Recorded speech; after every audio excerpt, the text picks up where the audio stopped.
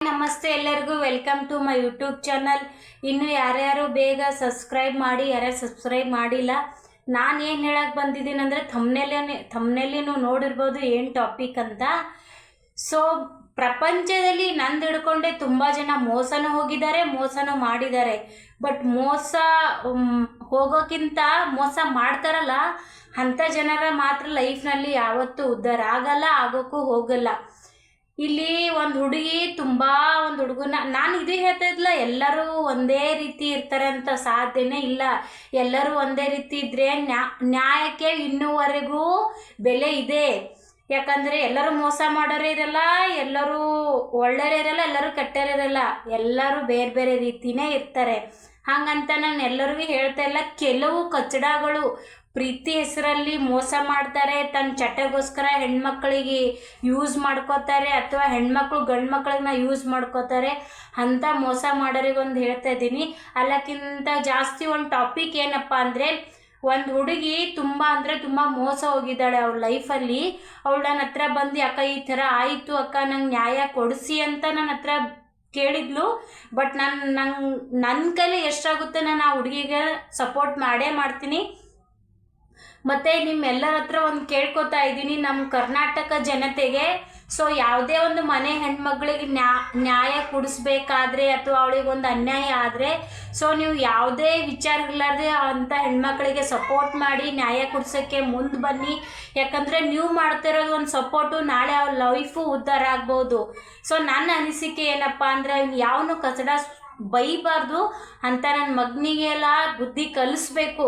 ಯಾಕಂದರೆ ಇವತ್ತು ಈ ಹುಡುಗಿ ನಾಳೆ ಮತ್ತೊಬ್ಳು ಯಾರಿಗೆ ಗೊತ್ತು, ನಾಳೆ ನಾನು ಆಗ್ಬಹುದಲ್ಲ. ಸೊ ಹಾಗಾಗಿ ಆ ಹುಡುಗಿನ ಹತ್ರ ನಾನು ಪ್ರೀತಿ ಮಾಡ್ತೀನಿ, ನಿನ್ನ ಮದುವೆ ಆಗ್ತೀನಿ ಅಂತ ಹೇಳಿ ಅವನು ಅವಳ ಹತ್ರ 2.5 ಲಕ್ಷ ರೂಪಾಯಿ ಇಸ್ಕೊಂಡಿದ್ದಾನೆ. ಸೊ ಅವನಿಗೆ ಬಿಗ್ ಸಪೋರ್ಟ್ ಅಂದರೆ ಅವಳ ಅಕ್ಕ ಸಿಂಧು ಅಂತೆ, ಏನೋ ಹನಿ ಹಿಂಗೆ ಏನೋ ಹಾಕ್ಕೊಂಡಿದ್ದಾಳೆ, ಸ್ವೀಟ್ ಹನಿ ಅಂತೆ. ಸೊ ಸುಬ್ಬು ಏನೇನೋ ವಗೇರೆ ಹೆಸರು ಇಟ್ಕೊಂಡಿದ್ದಾರೆ, ತುಂಬಾ ಅಕೌಂಟ್ ಕ್ರಿಯೇಟ್ ಮಾಡ್ಕೊಂಡಿದ್ದಾರೆ. ಅವನ ಹೆಸರು ಬಂದುಬಿಟ್ಟು ಅದನ್ನು ಮೆನ್ಷನ್ ಮಾಡ್ತೀನಿ. ಎಲ್ಲಕ್ಕಿಂತ ಜಾಸ್ತಿ ಅದೊಂದು ವಿಡಿಯೋನು ಮಾಡಿಟ್ಟಿದ್ದೀನಿ, ಅದನ್ನು ಇಲ್ಲಿ ನಿಮಗೆ ತೋರಿಸ್ತೀನಿ. ಅದು ನೀವು ಆ ವಿಡಿಯೋನ ನೋಡಿ ನೀವು ಹೇಳಿ ಅದು ಎಷ್ಟಿದೆ ಎಷ್ಟಿಲ್ಲ ಅಂತ.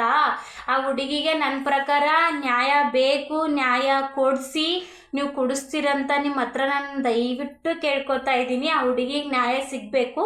ನಾ ಆ ವಿಡಿಯೋನ ಲಾಸ್ಟ್ ಹಾಕ್ತೀನಿ, ಯಾಕಂದರೆ ಇಲ್ಲಿ ನಾನು ಸ್ವಲ್ಪ ಹೇಳಬೇಕು. ಆ ಹುಡುಗನ ಹೆಸರು ಬಂದು ಶ್ರೀಧರ್ ಅಂತ. ಅವನು ಬ್ಯಾಂಕಲ್ಲಿ ಏನೋ ಕೆಲಸ ಮಾಡ್ತಾ ಇದ್ದೇನಂತೆ. ಅವಳು 1.5 ವರ್ಷ ಹುಡುಗಿ ರಿಲೇಷನ್ಶಿಪ್ನಲ್ಲಿ ಇದ್ದರು. ಅದು ಮನೆಗೆಲ್ಲ ಗೊತ್ತಾಯಿತು. ಆಮೇಲೆ ಅವನು ನಿನ್ನ ಮದುವೆ ಆಗ್ತೀನಿ ಹಿಂಗೆ ಹೇಳಿ ಮೋಸ ಮಾಡಿ ಆವಾಗ 2.5 ಲಕ್ಷ ರೂಪಾಯಿ ಇಸ್ಕೊಂಡಿದ್ದಾನೆ. ಸೊ ಇವಾಗೇನೋ ಸ್ವಲ್ಪ ಕೊಟ್ಟಿದ್ದಾನೋ ಇಲ್ಲೋ ಅದು ಗೊತ್ತಿಲ್ಲ. ಬಟ್ ಕೊಟ್ಟಿದ್ರೆ ಅಲ್ಪ ಸ್ವಲ್ಪ ಕೊಟ್ಟಿದ್ರೆ ನಿಜವಾಗ್ಲೂ ಒಂಥರ ಖುಷಿನೇ. ನನಗೇನಂದರೆ ಆ ಹುಡುಗಿ ಅವನನ್ನೇ ನಂಬಿ ಬದುಕ್ತಾ ಇದ್ದಾಳೆ. ಯಾಕಂದರೆ ಒಂದು ಹೆಣ್ಣು ಲೈಫಲ್ಲಿ ಈಗ ಒಂದು ಸಣ್ಣ ಮಾನ ಮರ್ಯಾದೆ ಹೋದರೆ ಯಾವತ್ತೂ ಸಿಗಲ್ಲ. ಸೊ ನನ್ನ ಪ್ರಕಾರ ಆ ಹುಡುಗಿಗೆ ನ್ಯಾಯ ಸಿಗಬೇಕು, ನ್ಯಾಯ ಕೊಡಿಸಿ ಆ ಹುಡುಗಿಗೆ ಅವನು ಮದುವೆ ಆಗಬೇಕು. ಯಾಕಂದರೆ ತುಂಬ ಹುಡುಗಿಯರು ಇದೇ ಥರ ಮೋಸ ಆದಾಗ ಸುಸೈಡ್ ಮಾಡ್ಕೋತಾರೆ. ಇಲ್ಲ ಇಷ್ಟ ಇಲ್ಲ ಅಂತ ತಂದೆ ತಾಯಿ ಮರ್ಯಾದೆಗೋಸ್ಕರನಾದರೂ ಮದುವೆ ಮಾಡ್ಕೊಂಡು ನಾಳೆ ಮನೆಗೆ ಹೋಗಿರೋ ಗಂಡನ ಜೊತೆ ಅವ್ರಿಗೆ ಮನಸ್ಸು ಕೊಡೋಕ್ಕಾಗಲ್ಲ. ಸುಮ್ಮನೆ 4 ಜನರ ಹತ್ರ ಏನೋ ಒಂದು ಇರಬೇಕು ಅಂತ ದೇಹ ಮಾತ್ರ ಕೊಡ್ತಾರೆ ಹೊರತು ಮನಸ್ಸಂತೂ ಕೊಡೋಕ್ಕಾಗಲ್ಲ. ಸೊ ಹಾಗಾಗಿ ಯಾವನೇ ಇರಲಿ ಅಂಥವನ್ನೇ ಇರಲಿ, ಆಯಿತು ಅಂದರೆ ಹುಡುಗಿಗೆ ಸಪೋರ್ಟ್ ಮಾಡಿ, ಮಿಸ್ಯೂಸ್ ಮಾಡ್ಕೋಕೆ ಹೋಗಬೇಡಿ. ಇನ್ನೊಂದು ಆ ಹುಡುಗನ ಅಕ್ಕ ಹೇಳಕ್ಕೆ ಇಷ್ಟಪಡ್ತೀನಿ, ಅಲ್ಲಮ್ಮ ತಾಯಿ, ನೀನು ಒಂದು ಹೆಣ್ಣಾಗಿ ಈ ಥರ ಇನ್ನೊಂದು ಹೆಣ್ಣಿಗೆ ನೀನು ಮೋಸ ಮಾಡ್ತೀಯ ಅಂದರೆ, ನೀನು ನಿಜವಾಗ್ಲೂ ಒಂದು ಹೆಣ್ಣಿದ್ರೆ ನಿನ್ನ ತಮ್ಮನ್ನ ತಿದ್ದಿ ಬುದ್ಧಿ ಹೇಳಿ ಅಥವಾ ಚಪ್ಪಲಿ ಕಿತ್ತೋರಿಗೆ ಹೊಡೆದ್ರು ಅವನು ಬುದ್ಧಿ ಕಲಿತಿದ್ದೋ ಇಲ್ಲೋ ಗೊತ್ತಿಲ್ಲ. ಬಟ್ ನೀನು ಈ ಥರ ಮಾಡಬೇಕಾಗಿತ್ತು. ಯಾವುದೋ ದುಡ್ಡಿಗೆ ಆಸೆಗಾಗಿ ಅದು ಆಸೆಗಾಗಿ ನಿನ್ನ ತಮ್ಮನ ಲೈಫನ್ನು ಹಾಳು ಮಾಡಿಬಿಟ್ಟಿದ್ಯಾ. ನೀನು ಈ ಕೆಟ್ಟ ಪ್ರಪಂಚದಲ್ಲಿ ತೀರಾ ಕೆಟ್ಟಾಗಿದ್ಯಾ. ಯಾಕೆ ಹೆಣ್ಣನ್ನೆಲ್ಲ ಇಷ್ಟು ಪಬ್ಲಿಕ್ನಲ್ಲಿ ನನಗೆ ಈ ರೀತಿ ಮೋಸ ಆಗಿದೆ ಅಂತ ಯಾವಳು ಹೇಳ್ಕೊಂಬಲ್ಲ. ಬಟ್ ಇವತ್ತವಳು 4 ಜನ ಹತ್ರ ಹೇಳ್ಕೊಂಡಿದ್ದಾಳಂದರೆ ಅವಳಿಗೆ ನ್ಯಾಯ ಬೇಕು ಅಂತ ಅವಳು ಬೇಡ್ಕೊಂಡಿದ್ದಾಳೆ ಅಂದರೆ ಅವಳು ನಿಜಕ್ಕೂ ಮೋಸ ಹೋಗಿದ್ದಾಳೆ, ನೀವು ಮೋಸ ಮಾಡಿದ್ದೀರಾ. ಸೊ ಅವಳಿಗೆ ನೀವು ನ್ಯಾಯ ಕೊಡಿಸ್ಲೇಬೇಕು. ನೀವು ನಿಯತ್ತಿಂದ ಅವ್ರಿಗೆ ನ್ಯಾಯ ಕೊಡಿಸು. ಯಾರ ಹೆಲ್ಪೂ ಬೇಡ ಅವಳಿಗೆ. ನೀನೊಬ್ಬ ಕರೆಕ್ಟಾಗಿ ಏನೇ ಆಗಿದ್ದಾಗಲಿ ಮುಂದೆ ನಾನು ನೋಡ್ಕೋತೀನಂತ ಒಂದು ಧೈರ್ಯ ನೀನು ಕೊಟ್ಟರೆ ನಿಜವಾಗ್ಲೂ ನಾವೆಲ್ಲನೂ ನಿಲ್ಲಿಸ್ತೀವಿ. ನೀ ಎಷ್ಟು ಗಂಟ ಹುಡುಗಿನ ನ್ಯಾಯ ಸಿಗಲ್ವೋ ಅಲ್ಲಿ ಗಂಟ ನಾನಂತೂ ಹೋರಾಡ್ತೀನಿ. ಯಾಕಂದರೆ ನಾನು ಇರೋದೇ ಹೆಣ್ಮಕ್ಳಿಗೋಸ್ಕರ. ಹೆಣ್ಮಕ್ಳಿಗೆ ನ್ಯಾಯ ಕೊಡಿಸ್ತೀನಿ. ಅದು ಯಾವುದೇ ಏನೇ ಮೋಸ ಆಗಲಿ, ಪ್ರೀತಿ ವಿಷಯದಾಗಲಿ, ಫ್ಯಾಮ್ಲಿ ವಿಷಯದಾಗಲಿ, ಎಂಥದ್ದು ಏನೇ ಇದ್ದರೂ ಅದಕ್ಕೆ ನಾನು ಸಪೋರ್ಟ್ ಅಂತ ನಿಮ್ಮ ಪೂಜಾಕ್ಕೆ ಎನಿ ಟೈಮ್ ನಿಮ್ಮ ಜೊತೆ ಇದ್ದೇ ಇರ್ತಾಳೆ. ಅದು ಎಂಥದೇ ಪರಿಸ್ಥಿತಿ ಇರಲಿ. ಸೊ ನಾನು ಸಪೋರ್ಟ್ ಮಾಡ್ತೀನಿ. ಆಲ್ಮೋಸ್ಟ್ ನನ್ನ ಕೆಲ ಎಷ್ಟಾಗುತ್ತೋ ಅಷ್ಟು ನಾನು ಸಪೋರ್ಟ್ ಮಾಡ್ತೀನಿ. ಸೊ ಒಂದು ಹೇಳೋಕ್ಕೆ ಇಷ್ಟಪಡ್ತೀನಿ, ದಯವಿಟ್ಟು ಯಾರಿಗೂ ಮೋಸ ಅಂತ ಮಾಡೋಕ್ಕೆ ಹೋಗಬೇಡಿ. ಯಾಕಂದರೆ ಕರ್ಮ ಯಾರನ್ನೂ ಬಿಡಲ್ಲ. ಒಂದು ನೆನ್ಪಿಟ್ಕೊಳ್ಳಿ. ಇವಾಗ ಎಕ್ಸಾಂಪಲ್, ನಾನು ನಿಮ್ಗೆ ಮೋಸ ಮಾಡಿ ಖುಷಿಯಾಗಿ ಬದುಕ್ಬೋದು 1 ವರ್ಷ 2 ವರ್ಷ, ಹಬ್ಬ ಅಂದ್ರೆ 10 ವರ್ಷನೂ ನಾನು ಬದುಕ್ಬೋದು, ಇಲ್ಲ ಅನ್ನಲ್ಲ. ಬಟ್ ಕರ್ಮ ಅಂತಿರ್ತಲ್ಲ, ನಾನು 10 ವರ್ಷ ಎಷ್ಟು ಖುಷಿಲಿಂತ ಇರ್ತೀನಲ್ಲ ಮೋಸ ಮಾಡಿ, ನಾನು ಅದ್ರ ರಿಟರ್ನ್ 20 ವರ್ಷ ಕಷ್ಟದಲ್ಲಿ ತೆಗಿತೀನಿ. ಬೇಡ ಗುರು, 4 ದಿನ ಬದುಕಲಿ, ನಿಯತ್ತಿಂದ ಬದುಕೋಣ. ಈ ಮೋಸ, ಈ ಪ್ರೀತಿ, ಇನ್ನೊಂದು ಕಣ, ಪ್ರೀತಿ ಪ್ರೀತಿ ಪ್ರೀತಿ ಅಂತ ಸಾಯ್ತಿರಲ್ಲ, ನಿಯತ್ತಿದ್ರೆ ಎಲ್ಲ ನಿಯತ್ತಾಗಿ ಪ್ರೀತಿ ಮಾಡಿ. ಅದು ಬಿಟ್ಟು ನಿಮ್ಮ ಕಿತ್ತೋಗಿರೋ ಚಟಗೋಸ್ಕರ ಯಾವತ್ತೂ ಮೋಸ ಮಾಡೋಕ್ಕೆ ಹೋಗಬೇಡಿ. ಈ ಮಾತು ಪ್ರತಿಯೊಂದು ಹುಡುಗಿಗೂ ಹೇಳ್ತೀನಿ, ಹುಡುಗಗೂ ಹೇಳ್ತೀನಿ, ಯಾವತ್ತೂ ಯಾರಿಗೂ ಮೋಸ ಮಾಡೋಕ್ಕೆ ಹೋಗಬೇಡಿ. ಇನ್ನೊಂದು ವಿಡಿಯೋ ಅಂದ್ರೆ ನಾನು ಆ ವಿಡಿಯೋನೂ ಹಾಕ್ತಾ ಇದ್ದೀನಿ, ಲಾಸ್ಟಿಗೆ ಎಂಡಿನಲ್ಲಿ ಹಾಕ್ತೀನಿ ನೋಡಿ. ನಿಜ ಅನಿಸಿದ್ರೆ ನಿಜವಾಗ್ಲೂ ದಯವಿಟ್ಟು ಇನ್ನೊಂದು ಸಾರಿ ಕೈ ಮುಗಿದು ಕೇಳ್ಕೊತೀನಿ, ಆ ಹುಡುಗಿಗೆ ದಯವಿಟ್ಟು ಸಪೋರ್ಟ್ ಮಾಡಿ, ನ್ಯಾಯ ಕೊಡಿಸಿ, ಅವ್ರದ್ದು ಒಂದು ಜೀವನ ಉದ್ಧಾರ ಆಗಲಿ. ಯಾಕಂದರೆ ಯಾವ ಪರಿಸ್ಥಿತಿ ಯಾವ ಹೆಣ್ಮಕ್ಳಿಗೆ ಹೆಂಗೆ ಬರುತ್ತೋ ಅಂತ ಗೊತ್ತಿಲ್ಲ. ಇವತ್ತು ನಾನು ಇಷ್ಟು ಮಾತಾಡ್ತಾ ಇದ್ದೀನಿ ಅಂದರೆ ನನ್ನ ನೋವು ನಂಗೆ ಮಾತ್ರ ಗೊತ್ತು. ಇವಾಗ ಯಾರೋ ಒಂದು ಚೆನ್ನಾಗಿ ಮಾತಾಡ್ತಾ ಇದ್ರೆ ಅವ್ರಿಗೆ ನೋವಿಲ್ಲ ಅಂತಲ್ಲ, ಎಲ್ಲ ಪ್ರತಿಯೊಂದು ಹೆಣ್ಣಿಗೂ ನೋವು ಇರುತ್ತೆ, ಗಂಡಿಗೂ ನೋವಿರುತ್ತೆ. ಬಟ್ ನಮ್ಗೆ ಆಗಷ್ಟು ನಮ್ಮ ಸುತ್ತಮುತ್ತ ಏನಾದರೂ ಅನ್ಯಾಯ ನಡೆದರೆ ಅದಕ್ಕೆ ಸಪೋರ್ಟ್ ಮಾಡೋದು ಕಲೀರಿ, ಸ್ಟ್ಯಾಂಡ್ ತೊಗೊಂಬೋದು ಕಲೀರಿ. ಅದು ಬಿಟ್ಟು ಅವ್ರ ಲೈಫು ನಮಗೆ ಯಾಕಪ್ಪ ಬೇಡ. ಯಾಕಂದರೆ ಇವಾಗ ಅವಳಿಗಾಗಿದ್ದು ಮೋಸ ನಾಳೆ ನನಗಾದರೆ ಆಗುತ್ತೆ ಅಲ್ವ, ನಾಳೆ ನಿಮ್ಮನೆ ಅಕ್ಕ ತಂಗರಿಗಾದರೆ ನೀವು ಸುಮ್ಮನೆ ಇರ್ತೀರಾ? ಇಲ್ಲ ತಾನೇ. ಸೊ ನಿಮ್ಮ ಹತ್ರ ಕೈ ಮುಗಿದು ಕೇಳ್ಕೊತಾ ಇದ್ದೀನಿ, ನಿಮ್ಗೆ ಎಷ್ಟಾಗುತ್ತೋ ಅಷ್ಟು ಆ ಹುಡುಗಿಗೆ ಸಪೋರ್ಟ್ ಮಾಡಿ, ನ್ಯಾಯ ಕೊಡಿಸಿ, ಅವಳಿಗೆ ಖುಷಿ ಆಗಬೇಕು. ಇನ್ನು ಯಾಕಂದರೆ ನಾನೊಂದು ನನ್ನ ಪ್ರಾಬ್ಲಮ್ನ ನಾನು ಎಲ್ಲರ ಹತ್ರ ಹೇಳ್ಕೊಂಡೆ, ನನಗೆಲ್ಲ ಅಣ್ಣ ತಮ್ಮರು ಅಕ್ಕ ತಂಗಿಯರು ಸಪೋರ್ಟ್ ಮಾಡಿದ್ರು ಅಂತ. ಸೊ ನಿಮ್ದು ಒಂದು ಸಪೋರ್ಟಿಂದ ನಾನು ಇದು ಹೇಳ್ತೀನಿ, ನಿಮ್ಮ ಸಪೋರ್ಟಿಂದನೇ ಅವಳು ಬದುಕ್ತಾಳಂತಿಲ್ಲ. ನಿಮ್ಮ ಸಪೋರ್ಟ್ ಅವಳ ಲೈಫ್ನಲ್ಲಿ ಎಷ್ಟು ಮುಖ್ಯ ಅಂತ ಗೊತ್ತಾ? ಇವಾಗ ಗೊತ್ತಾಗಲ್ಲ, ನೀವು ಯಾವಾಗ ಸಪೋರ್ಟ್ ಮಾಡಿಬಿಡೋಕೆ ಅವಳು ಸಕ್ಸಸ್ಫುಲ್ಲಾಗಿ ಬದುಕ್ತಾಳಲ್ಲ. ಸೊ ನಿಮಗೆ ನಾಳೆ ಕಷ್ಟ ಬಂದರೂ ಈ ನೀವು ಮಾಡಿರೋ ಸಪೋರ್ಟೇ ನಿಮ್ಗೆ ಕಾಪಾಡುತ್ತೆ. ಇದು ನನ್ನ ಅನಿಸಿಕೆ. ಅದು ಬಿಟ್ಟು ಇನ್ನೊಬ್ರ ಲೈಫು ನಮಗೆ ಆಗಪ್ಪ ನಿಂದು ಎಷ್ಟಲ್ಲ ಅಷ್ಟು ನೋಡ್ಕೊ ಅಲ್ಲ. ಯಾವ ಟೈಮು ಯಾರಿಗೆ ಹೆಂಗೆ ಬರುತ್ತೋ ಅಂತ ಇನ್ನೊಂದು ಸಾರಿ ಹೇಳ್ತೀನಿ, ಗೊತ್ತಾಗಲ್ಲ. ಸೊ ನನ್ನ ಪ್ರಕಾರ ದಯವಿಟ್ಟು ಆ ಹುಡುಗಿಗೆ ಸಪೋರ್ಟ್ ಮಾಡಿ. ಇನ್ನೊಂದು ನೀನು ಪ್ರೀತಿ ಮಾಡಿದ್ದೆ ಅಂತೀಯ, ಅವಳಿಗೆ ನಡು ಬೀದಿಯಲ್ಲಿ ಬಿಟ್ಟು ಹೋಗಕ್ಕೆ ನಾಚಿಕೆ ಆಗಲ್ವಾ?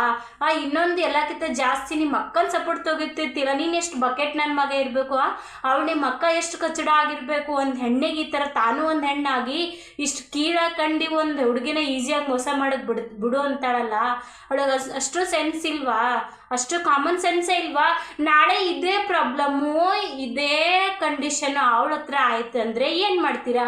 ಅವಾಗ ನಾಯಿ ಕೂಡ ಕೇಳಲ್ಲ. ಇವತ್ತು ಈ ಹುಡುಗಿಗೆ ನಾನು ಒಬ್ಬಳಾದರೂ ನಿಂತಿದ್ದೀನಿ, ನಾಳೆ ನಿಮ್ಮ ಅಕ್ಕ ಈ ಥರ ಆದರೆ ಯಾವನೂ ನಿಂದ್ರಲ್ಲ. ಯಾಕಂದರೆ ನೀವು ಮಾಡಿರೋ ಕಚ್ಚಡ ಕೆಲಸಕ್ಕೆ ಯಾವನೂ ನಿಂದ್ರಲ್ಲ.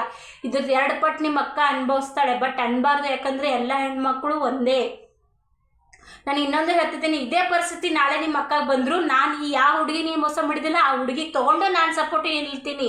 ಯಾಕಂದರೆ ನನಗೆ ಹೆಣ್ಮಕ್ಳು ಚೆನ್ನಾಗಿ ಬದುಕಬೇಕು, ಹೆಣ್ಮಕ್ಳಿಗೆ ಯಾವುದೋ ಒಂದು ವ್ಯಾಲ್ಯೂ ಇದೆ, ಅದು ಅವ್ರಿಗೆ ಸಿಗಲೇಬೇಕು ಅಂತ ನಾನು ಹೋರಾಡಕ್ಕೆ ನಿಂತಿದ್ದೀನಿ. ಆಲ್ಮೋಸ್ಟ್ ನಾನು ಇನ್ಸ್ಟಾದಲ್ಲೂ ಹಾಕಿದ್ದೀನಿ. ಸೊ ಪರ್ಸ್ನಲ್ ಆಗಿ ನನ್ನ ಅಣ್ಣ ತಮ್ಮರಿಗೆ ಕೈ ಮುಗಿದು ಕೇಳ್ತಾ ಇದ್ದೀನಿ, ಈ ಹುಡುಗಿಗೆ ದಯವಿಟ್ಟು ಸಪೋರ್ಟ್ ಮಾಡಿ, ಎಷ್ಟಾಗುತ್ತೆ ಅಷ್ಟು ಅವಳ ಲೈಫ್ನಲ್ಲಿ ಸಕ್ಸಸ್ ಮಾಡಿಕೊಡಿ. ಇದು ನೀವು ರಿಕ್ವೆಸ್ಟ್ ಅನ್ಕೋತಿರೋ ಅಥವಾ ಭಿಕ್ಷೆ ಅನ್ಕೋತಿರೋ ಗೊತ್ತಿಲ್ಲ, ಬಟ್ ಆಲ್ಮೋಸ್ಟ್ ಪ್ಲೀಸ್ ಆ ಹುಡುಗಿಗೆ ಸಪೋರ್ಟ್ ಮಾಡಿ. ನಿಜವಾಗ್ಲೂ ಆ ಹುಡುಗಿಗೆ ಸಪೋರ್ಟ್ ಆಯಿತು, ಆ ಹುಡುಗಿ ಲೈಫ್ನಲ್ಲಿ ಸಕ್ಸಸ್ ಆದ್ರಲ್ಲ, ನಿಜಕ್ಕೂ ನನ್ನ ಪ್ರತಿಯೊಬ್ಬ ಅಣ್ಣ ತಮ್ಮನು ನನಗೆ ಸಪೋರ್ಟ್ ಮಾಡ್ದಂಗೆ ಫೀಲ್ ಆಗ್ತಾ ಇದೆ. ಆಗುತ್ತೆ, ಯಾಕಂದರೆ ನನಗೆ ಗೊತ್ತು, ನನ್ನ ಇನ್ಸ್ಟಾಗ್ರಾಮ್ದಲ್ಲಿ ನನ್ನ ಪ್ರತಿಯೊಬ್ಬ ಅಣ್ಣ ತಂಗಿ ಆಗಲಿ ಅಕ್ಕ ತಮ್ಮ ಆಗಲಿ ತುಂಬ ಅಂದರೆ ತುಂಬ ಸಪೋರ್ಟ್ ಮಾಡಿದ್ದಾರೆ. ನಾನೇ ಅಂದ್ಕೊಂಡು ಆ ಹುಡುಗಿಗೆ ಸಪೋರ್ಟ್ ಮಾಡಿ, ಸೊ ಆ ಹುಡುಗಿಗೆ ನ್ಯಾಯ ಕೊಡಿಸಿ. ನಾನು ಪದೇ ಪದೇ ಯಾಕೆ ಹೇಳ್ತಾ ಇದ್ದೀನಿ ಅಂದರೆ, ನಾಳೆ ಆ ಹುಡುಗಿ ಬೇರೆ ಒಂದು ಡಿಸೈಡ್ ಮಾಡಿ ಏನಾದರೂ ಒಂದು ಸೂಸೈಡ್ ಮಾಡ್ಕೋಬಾರ್ದು. ಯಾಕಂದರೆ ಹುಡುಗಿರ ಮೆಂಟಾಲಿಟಿನೇ ಇಷ್ಟು, ಅವ್ರು ತುಂಬ ಸೆನ್ಸಿಟಿವ್ ಇರ್ತಾರೆ. ಏನಾದರೂ ಒಂದು ಅಂದರೆ ಸಾಕು, ಡೈರೆಕ್ಟ್ ಸುಸೈಡ್ ಮಟ್ಟಕ್ಕೆ ಹೋಗ್ತಾರೆ.